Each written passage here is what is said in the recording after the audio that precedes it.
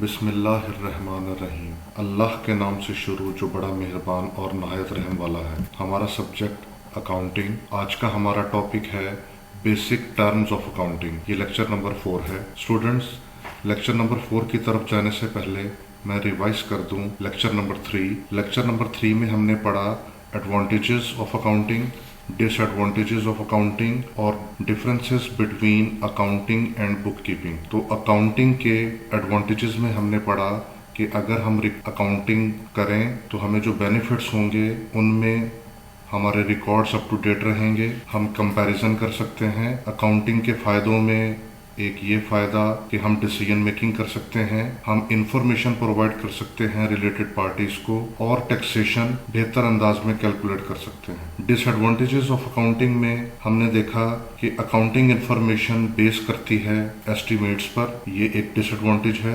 Accounting information can be biased हो सकती है। मैनिपुलेशन ऑफ अकाउंट्स ये भी पॉसिबल है। और recording of fix assets on cost, हम फिक्स एसेट्स को कॉस्ट पर रिकॉर्ड करते हैं, ये भी एक डिसएडवांटेज है। फिर हमने देखा था difference between accounting and bookkeeping. तो उसमें हमने देखा कि अकाउंटिंग के लिए अकाउंटिंग और बुक कीपिंग में जो डिफरेंस है वो ये कि हमें अकाउंटिंग में एक्सपीरियंस लोगों की ज़रूरत होती है, बुक कीपिंग के लिए कोई लेमैन भी काम आ सकता है। अकाउंटिंग में क्वालिफाइड लोग चाहिए होते हैं, बुक कीपिंग में बहुत ज़्यादा क्वालिफिकेशन नहीं चाहिए। अकाउंटिंग में हम प्लानिंग करते हैं, डिसीजन मेकिंग करते हैं, बुक कीपिंग में कोई प्लानिंग या डिसीजन मेकिंग नहीं करते। अकाउंटिंग में हम टेक्निकल इश्यूज़ पर बात करते हैं, बुक कीपर जो है वो टेक्निकल इश्यूज़ पर बात नहीं करते। तो स्टूडेंट्स, ये तो था हमारा प्रीवियस लेक्चर जो मैंने कंक्लूड किया। हम मूव करते हैं अपने आज के लेक्चर की तरफ, जो कि लेक्चर नंबर 4 है, basic terms of accounting. Students, हमने पढ़ा था कि accounting is a language of business. Accounting जो है वो कारोबार की जबान है। तो स्टूडेंट्स, आज हम इस जबान को समझते हैं कि ये जबान हमें क्या सिखा रही है, हमें क्या बता रही है।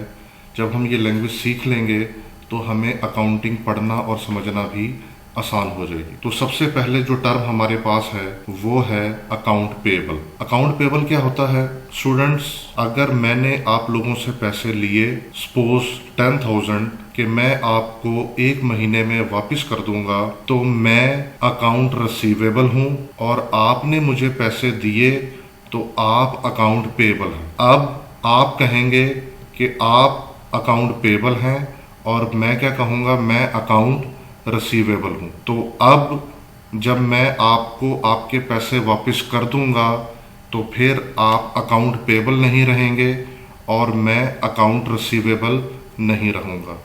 तो ये दो टर्म्स, अकाउंट पेएबल और अकाउंट रिसीवेबल, पैरेलल चलती हैं, साथ साथ चलती हैं। एक अकाउंट रिसीवेबल होगा तो डेफिनेटली उसका अकाउंट पेएबल भी ज़रूर होगा। स्टूडेंट्स, हम अकाउंट रिसीवेबल बैलेंस शीट में अपने एसेट्स में लिखते हैं, और अकाउंट पेएबल हम बैलेंस शीट में अपनी लायबिलिटीज में लिखते हैं। अकाउंट रिसीवेबल हम एसेट्स में लिखते हैं और अकाउंट पेएबल हम लायबिलिटीज में लिखते हैं। नेक्स्ट हमारे पास टर्म है एनुअल रिपोर्ट। स्टूडेंट्स, हमारा बिजनेस जो है हर साल के आखिर में कुछ रिपोर्ट्स बनाएगा। वो रिपोर्ट्स जो हैं वो हमारे काम आएंगी। उसमें बिजनेस की फाइनेंशियल पोजीशन होगी।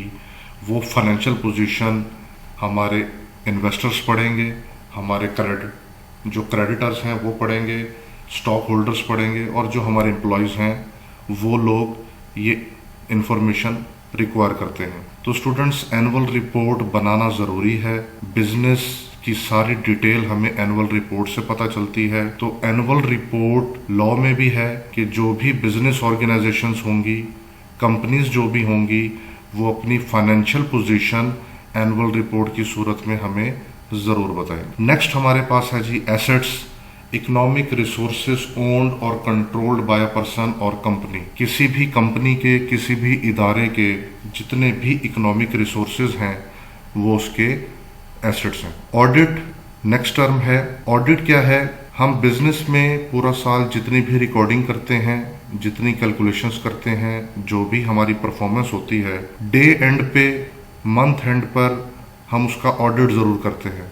क्वार्टरली, सेमी एनुअली हम उसका ऑडिट ज़रूर करते हैं, हम उसे चेक ज़रूर करते हैं कि जो हमने ट्रांजैक्शंस की क्या वो सही तरह से हमने रिकॉर्ड कर ली और क्या वो सही तरह से फर्दर ट्रांसफ़र हो गई, क्या उसमें कहीं ओमिशन तो नहीं, क्या उसमें कहीं फ्रॉड तो नहीं।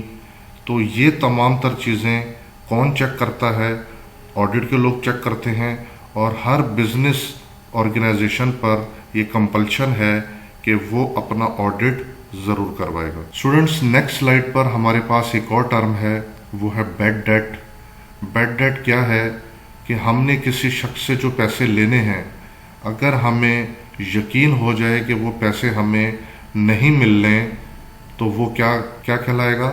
Bad debts. नेक्स्ट हमारे पास है जी bank reconciliation, verification that your bank statement and your cheque book balance. हम अपनी चेक बुक को टैली करते हैं बैंक की स्टेटमेंट के साथ, और जब वो टैली कर जाती है तो फिर हम कहेंगे कि हमने रिकॉन्सिलिएशन कर ली। नेक्स्ट हमारे पास है break even point. Students, break even point ये वो पॉइंट होता है जहाँ पे हमारी सेल्स और हमारी कॉस्ट बराबर हो जाती है, यानी कि जितनी हमारी इनकम है उतना ही हमारा एक्सपेंस है, तो हम कहेंगे कि ये ब्रेक इवन पॉइंट है। यानी कि जहाँ पर हमें नो प्रॉफिट हो, नो लॉस हो, हम ऐसे पॉइंट को ब्रेक इवन पॉइंट कहेंगे। स्टूडेंट्स, ये समझने के लिए हम एक एग्जांपल ले सकते हैं कि हम कोई भी बिजनेस करें तो उस बिजनेस में हम यही कोशिश करते हैं कि try to reach your break even as early as possible. जितनी जल्दी आप अपने रेवेन्यूज और एक्सपेंसेस को इक्वल कर लेंगे, आपके बिजनेस के लिए उतना बेहतर है और उतना ही जल्द आपका बिजनेस प्रॉफिट में जाना शुरू कर देगा। स्टूडेंट्स, नेक्स्ट हमारे पास है जी बजट। बजट एक टर्म है, अकाउंटिंग टर्म है। बजट्स हम बनाया करते हैं। बजट्स हम क्यों बनाते हैं? ताकि हम एक्सपेक्ट कर सकें फ्यूचर में हमारी सेल्स क्या होंगी, हमारे एक्सपेंसेस क्या होंगे, हमारी वॉल्यूम्स कितने होंगे, हमारी फाइनेंशियल ट्रांजैक्शंस कितनी होंगी किसी भी एक इदारे की। तो बजट जो है एक टूल है प्लानिंग का, और हम ये देख सकते हैं कि हमारा प्लान और हमारा कंट्रोल कितना बेहतर है। तो बजट्स जो है वो हम बनाया करते हैं। बजट्स बनाने से हमें बहुत सारी चीज़ें प्रिडिक्ट करने में आसानी रहती है, हमारी कैलकुलेशंस आसान हो जाती हैं बजट बनाने से। स्टूडेंट्स, नेक्स्ट हमारे पास है business. An organisation created with the objective of making a profit from sale of goods और सर्विसेज। बिजनेस हम करेंगे या तो हम गुड्स सेल करेंगे या फिर हम सर्विसेज प्रोवाइड करेंगे। किसी भी बिजनेस का जो बेसिक पर्पस है वो होता है टू अर्न प्रॉफिट। नेक्स्ट हमारे पास टर्म है कैपिटल। स्टूडेंट्स, वो अमाउंट जो ओनर बिजनेस में लेकर आए, मालिक, वो प्रॉपर्टी या वो अमाउंट जो ओनर बिजनेस में लेकर आए, वो उसका कैपिटल कहलाता है। और उस कैपिटल से यकीनन उसको क्या फ़ायदा होगा कि फ्यूचर में उसको जो इनकम होगी या जो बेनिफिट्स उसको मिलेंगे वो इसी कैपिटल की वजह से उसको मिल रहे हैं जो उसने इन्वेस्ट किया। नेक्स्ट हमारे पास है cost of goods sold. Students, ये cost of goods sold statement कहलाती है। Cost of goods sold statement क्या है कि हम अपनी लागत तक पहुंचें कि हमारी कॉस्ट किसी भी प्रोडक्ट पर कितनी आई। अगर हमारा फर्नीचर का बिजनेस है तो हम ये देखें कि फर्नीचर को मुकम्मल होने तक उस पर कितनी कॉस्ट आई, उस पर हमारा मटेरियल कितना लगा, उस पर हमारी लेबर कितनी लगी, उस पर हमारे दीगर एक्सपेंसेस कितने हुए। वो तमाम तर एक्सपेंसेस जब हम ऐड करते हैं तो हम पहुंचते हैं CGS तक, जो कि हमारी लागत है। नेक्स्ट हमारे पास टर्म है क्रेडिट। स्टूडेंट, कोई बिजनेस ऐसा नहीं जो क्रेडिट के बगैर चलता हो। ये उधार है जो हम अक्सर अपने बिजनेस में किया करते हैं, और डिफरेंट बिजनेस भी एक दूसरे से जब ट्रांजैक्शंस करते हैं तो वो क्रेडिट बेस पर। नेक्स्ट हमारे पास है students current assets. Current assets क्या होते हैं? Current assets are those which can be converted into cash within a year. हमारे ऐसे असासे जो एक साल के अंदर अंदर कैश में तब्दील हो जाए वो हमारे करंट एसेट्स कहलाते हैं। इसके एग्जांपल्स में कैश इटसेल्फ है, अकाउंट रिसीवेबल है, हमारी शॉर्ट टर्म इन्वेस्टमेंट्स हैं, हमारी इन्वेंट्रीज हैं और हमारे प्रीपेड एक्सपेंसेस हैं। नेक्स्ट हमारे पास जो टर्म है वो है करंट लाइबिलिटीज। करंट लाइबिलिटीज जैसे करंट एसेट्स हैं कि ऐसे असासे जो एक साल के अंदर अंदर कैश में तब्दील हो जाएं वो करंट एसेट्स कहलाएंगे। और करंट लाइबिलिटीज वो उधार, वो लाइबिलिटीज जो हमने एक साल के अंदर अंदर पे करनी हो वो हमारी करंट लाइबिलिटीज कहलाएंगी। नेक्स्ट हमारे पास एक टर्म है डेप्रिसिएशन। स्टूडेंट्स ये टर्म आप लोगों ने सुनी होगी। डेप्रिसिएशन ये क्या है स्टूडेंट्स? जब भी हम कोई फिक्स एसेट परचेज करते हैं तो with the passage of time उसकी वैल्यू में, उसकी कदर कीमत में कमी आने लगती है। हमने कोई मशीन परचेज की, जब वो मशीन हमने नई परचेज की तो तब उसकी कॉस्ट ज़्यादा थी, लेकिन जब हमने वो इस्तेमाल करना शुरू कर दी तो उसकी परफॉर्मेंस भी कम होती गई, वो यूज़ भी होती गई, उसमें वेयर एंड टियर भी होता रहा, उसके न्यू मॉडल्स भी आते रहे। तो वक्त के साथ साथ उसकी कदर कीमत कम होती रही उस मशीन की। तो ये जो उसकी वैल्यू में कमी आना है ये डेप्रिसिएशन कहलाती है। स्टूडेंट्स डेप्रिसिएशन के मुख्तलिफ मेथड्स हैं। एक बहुत मशहूर मेथड है स्ट्रेट लाइन मेथड। एक और मेथड है डेप्रिसिएशन कैलकुलेट करने का, वो है सम ऑफ ईयर्स डिजिट मेथड। और एक और मेथड वो है डबल डिक्लाइनिंग बैलेंस मेथड। तो ये वो 3 मेथड्स हैं जिनसे हम डेप्रिसिएशन कैलकुलेट करते हैं। नेक्स्ट हमारे पास है जी dividend. The portion of a company's earning that is paid to the stockholders. Company के मुनाफे का वो हिस्सा जो शेयर होल्डर्स को मिलता है, स्टॉक होल्डर्स को मिलता है, वो डिविडेंड कहलाता है। ड्रॉइंग्स। स्टूडेंट्स ओनर जब अपने कारोबार में से अपने ज़ाती इस्तेमाल के लिए कोई चीज़ लेकर जाएगा, कोई अमाउंट या कोई एसेट, तो वो उसकी ड्राइंग कहलाएगी। फॉर एग्जांपल मेरा फर्नीचर का काम है और मेरे इस बिजनेस में अगर मैं एक सोफ़ा अपने पर्सनल यूज़ के लिए ले जाता हूँ अपने बिजनेस से, तो ये जो मैं खुद लेकर गया ये मेरी ड्राइंग कहलाएगी।